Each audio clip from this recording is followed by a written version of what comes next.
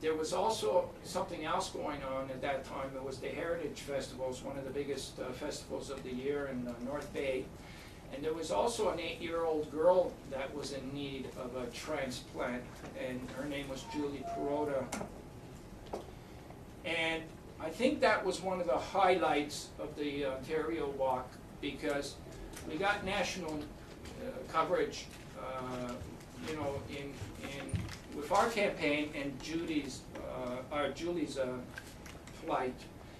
And somebody relayed to me that Premier Harris was listening to you, and he was paying attention. And so, as we were finishing our walk, it was in Guelph just before I was coming to Toronto on the final week, that I got a call from the Premier's office saying that the Premier had been watching your story, collecting all the media, and listening very carefully, and he was convinced and inspired, and he was going to do something. And it was during the time he got his second, he won his second election, and he was preparing the throne speech in October. And his assistant asked me if I would like to come to the throne speech, because it was there that the Premier was going to make a big announcement about organ and tissue donations. So what I want to do at this time is just play you back what happened after that, because my words could mean nothing. You know, a picture usually is 1,000 words. So I'm going to do that now.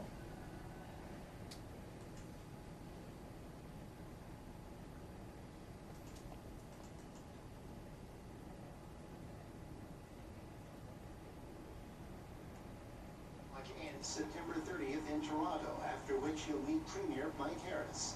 There's talk about me being acknowledged at the throne speech on the 21st, and having an audience with him soon after my walk is finished. And we're going to tell him, I'm going to give him my report. We got a really good feeling we're going to get his. And that's why I'm happy to see George working so hard to raise awareness. Like me, thousands of people across Ontario were inspired by George Marcello and the whole step-by-step team as he walked across the province. And that's why I invited George to join me in the legislature for the throne speech, our inaugural throne speech this session. We announced an advisory committee to raise awareness with George himself, and we asked Don Cherry to be honorary chair of that advisory committee. George's Ontario Walk was an unqualified success, helping thousands of people choose to sign for organ donation. And I know we can do the same to try to end the walk.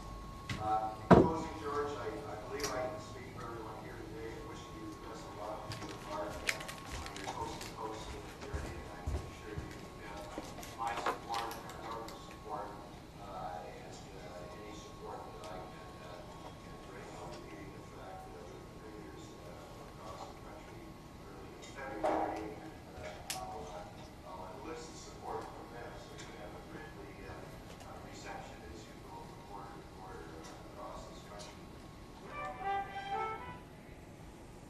Members of the Legislative Assembly, invited guests, fellow citizens, welcome to the 37th Parliament of the Province of Ontario.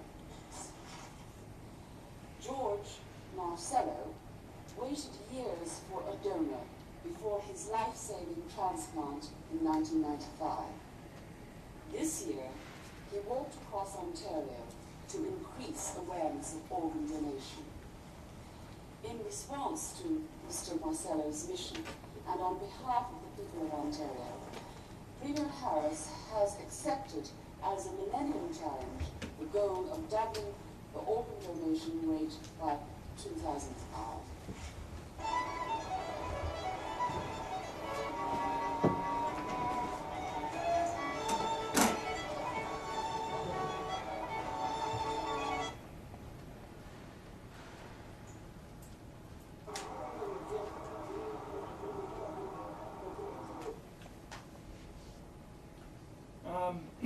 why I stopped there is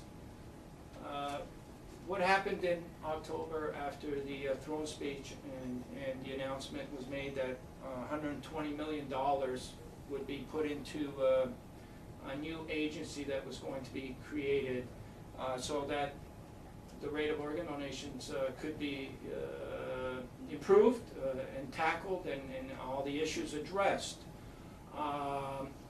This was like an explosion of news, especially those that were in the organ donation game. I don't think anything has ever been heard of that magnitude because this issue has been constantly ignored. As a matter of fact, before I did the walk, people were still under the impression that anybody that received a organ transplant were hooked up to 1 million machines, and it was only a matter of time before they would pass away. Nobody really knew what the success stories of organ donation was, and that there was a very critical shortage.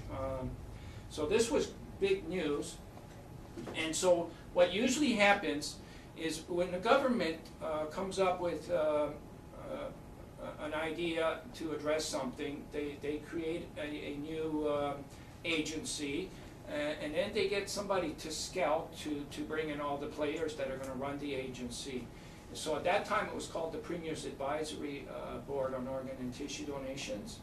And during the time of this board, what they were doing was assembling a team together that was going to manage the $120 million and to uphold the mission, because that's the reason why the agency was being created, to double the organ donation rates by 2005. So that's pretty simple. It makes sense. So everybody was in heaven, especially those people that were on the waiting list. Hope was just around the corner. Things were going to get done.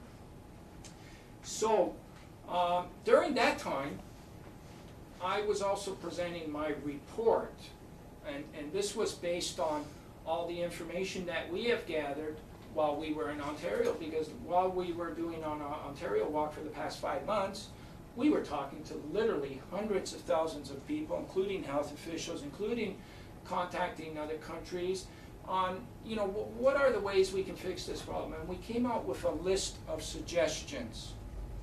The list of suggestions that we came out with in 1999, just to fast forward on this, all of them were finally fully accepted by George Smitherman's team in 2007 when he did that citizens panel on organ donations. So 8 years later, and I might add that not all these suggestions have still been acted on, but the suggestions that we provided in 1999, only a few have been acted on since 2007. And I can go through every single suggestion that we brought to him, and these are all areas that could improve the rate of donations, including looking at a new system that the Europeans were using at that time, and heart dead donations, and all kinds of other things, live stranger donations. I'm also looking at the possibility of creating a federal system with a provincial mandate, which seems to work more effectively in all the countries that have used that. That was another record. These are all things that we brought to this advisory board during the time they were assembling the team, and we have been repeating over and over and over again for the last 9 years now. It's actually been 9 years, and I was really hoping to be part of this new agency, and everybody thought I would be part of this new agency, and all the and members of the step-by-step team. And I showed you that last clip there where it shows that